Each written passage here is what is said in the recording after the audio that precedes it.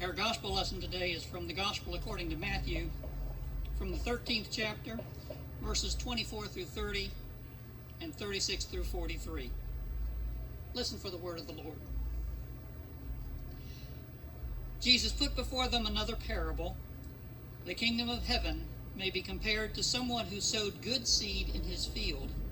But while everybody was asleep, an enemy came and sowed weeds among the wheat, and then went away. So when the plants came up and bore grain, then the weeds appeared as well. And the slaves of the householder came and said to him, Master, did you not sow good seed in your field?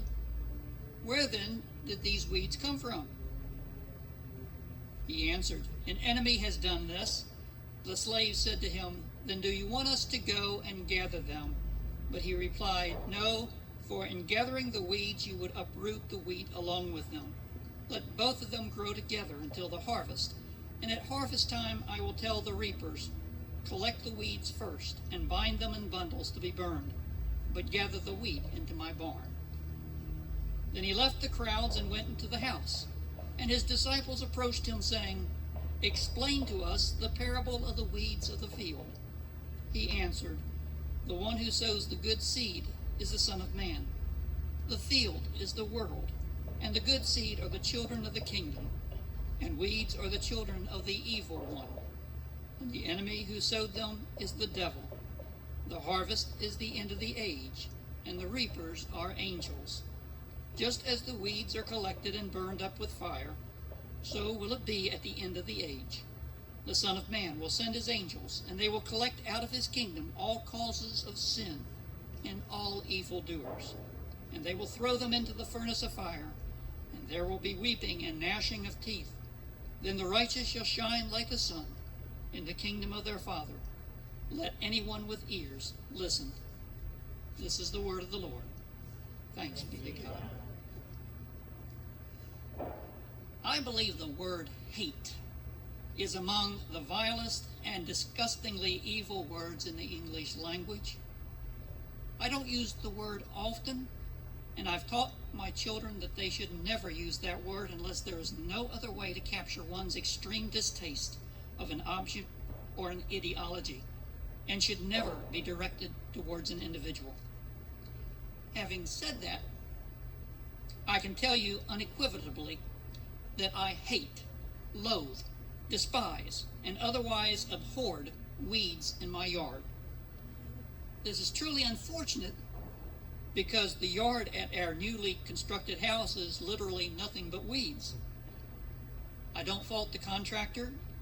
In grading the land, much of the topsoil had to be removed, and attempts at establishing a healthy stand of grass up until now has been futile. I've got a lot of work looking at me in the future. Nevertheless, I don't like weeds. Weeds don't belong in my yard. They were never invited into my yard. They distract from the aesthetics of the landscape and rob the little bit of grass I have established of the vital nutrients the soil has that's necessary for a healthy lawn. How the seeds got in my yard is a mystery.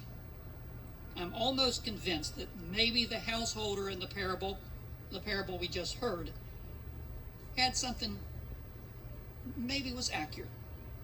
Maybe when I wasn't looking, at night perhaps, an evil person scattered weed seed in my yard. I'm being a little facetious, of course. You may even think this familiar parable of the wheat and the tares, or the wheat and the weeds, is a little silly. The idea that someone would actually sabotage a farmer's work of growing his crop by planting weed seed in their field is probably not very realistic. But Jesus wasn't teaching a course in Palestinian agriculture. He was attempting to teach his disciples and the crowds a lesson about the kingdom of heaven, or what Mark and Luke refers to as the kingdom of God. Either way, we're talking about God's just and righteous reign over God's creation. In fact, Matthew devotes all of chapter 13 of his gospel to parables concerning the kingdom of heaven. Jesus wanted people to know what God's kingdom would be like and what they are to do to prepare for that kingdom. He even teaches his disciples to pray for the kingdom of heaven. Your kingdom come, he taught his disciples to pray. What we learn in our lesson this morning is that in God's kingdom, judgment is really God's domain, and that final judgment should be left up to God and not us.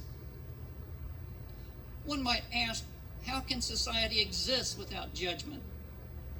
The answer is that it cannot, and that's not what Jesus is teaching. You need to have rules, you need to have laws, you need to have judges, and you need to have moral guidelines. God gave Moses the 10 Commandments and told Moses to appoint judges. Jesus gave his disciples authority to exercise discipline in the church. The teaching of the parable of the wheat and the weeds is not a condemnation of the 10 Commandments or of discipline in the world or at school or in the church. It is, however, an affirmation that it's God's will that we view the character of our neighbor with love and forgiveness and patience. As Christians, we leave the decision of who's in and who's out, who's right and who's wrong, up to God, because we don't have the wisdom or the knowledge to judge with divine authority. It's a very simple story Jesus told, one that would have been easily understood by the folks living around the Sea of Galilee. He compares the kingdom of heaven to the growing of a crop of wheat. To plant the field, a man scatters the seed in the field, but while everyone is asleep, an enemy comes and sows weed seeds in the field. Eventually, the weeds and the wheat develop and grow together. When it is discovered that there are both weeds and wheat growing in the field, the slaves of the householder go to him and ask the question, "Master, did you not sow good seed in your field? Where did those weeds come from?" The master replies, "An enemy has done this." Right away, the slaves want to know if the master wants them to pull up and destroy the weeds. But the wise householder warns, "No, for in gathering the weeds, you would uproot the wheat along with them. Rather have patience and wait until the harvest is completed, and I will take care of it. Then I will instruct my reapers to collect the weeds first, bind them into bundles, and have the weeds burned. The good wheat will likewise be gathered and brought into the householder's barn." What Jesus says about the slaves is very telling. As soon as they discover that the weeds are growing with the wheat, they sense something's not right, and they want to do something about it. They not only want to know where the bad seed came from, their knee-jerk reaction is to take matters into their own hands and destroy the weeds themselves. Aren't we just a little bit like those slaves?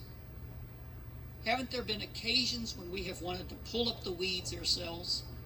It usually involves those people who don't agree with us. Their politics don't agree with ours.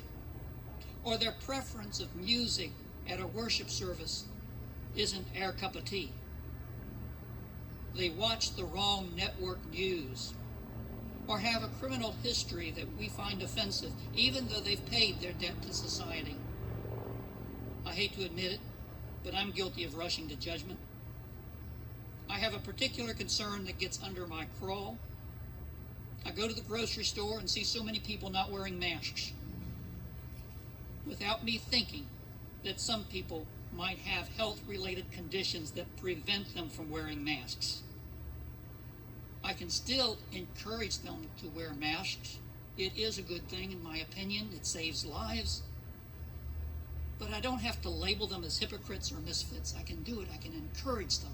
I can tell them the benefits of what wearing a mask provides.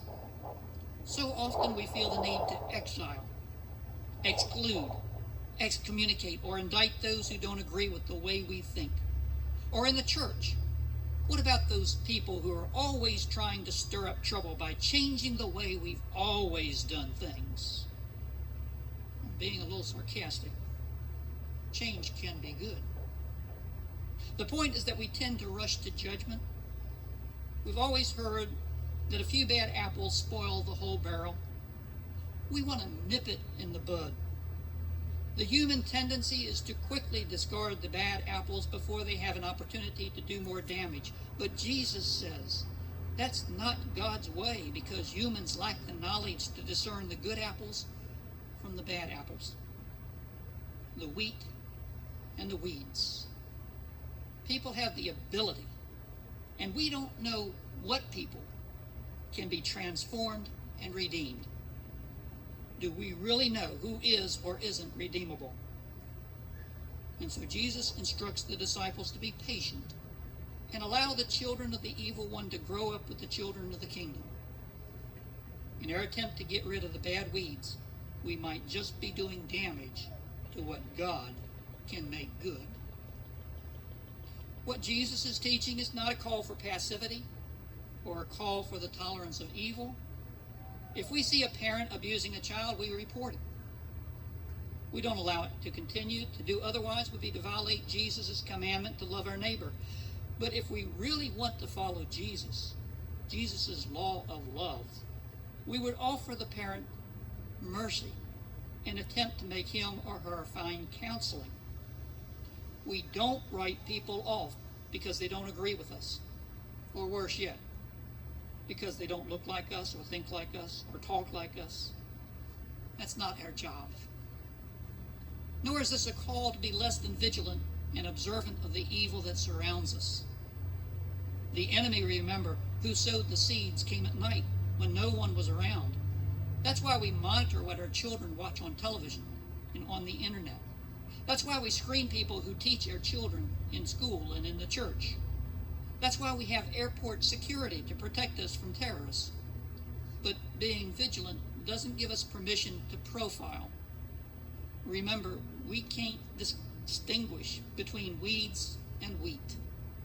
We don't judge every Palestinian as a terrorist, or every Hispanic as someone who's after our job, or every homeless person as lazy, shiftless, or addicted to drugs.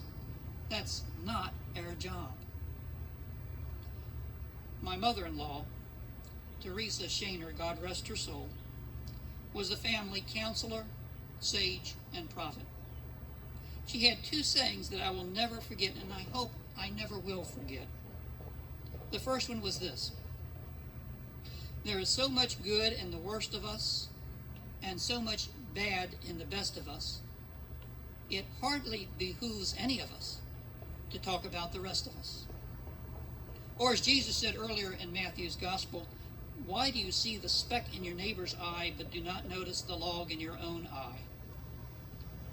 The second saying is this: don't judge another man until you've walked a mile in his moccasins. In other words, you don't know what another person has been through, what trials and tribulations he or she has experienced that would cause this person to act or react in a particular way. The same applies to the church. It's not our job to judge who is good and who is bad. I once had a woman come up to me and say, "Pastor, how can you morally preside at the wedding of Mary and Harry?" That's not their real names. "Don't you know that they've been living in sin for the past 5 years without benefit of marriage?" My response: well, yeah. Doesn't marrying them solve the problem? Shouldn't we want to see this couple marry?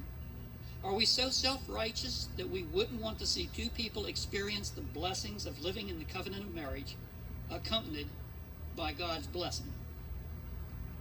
Let's face it, we're all sinners in need of God's mercy and God's forgiveness.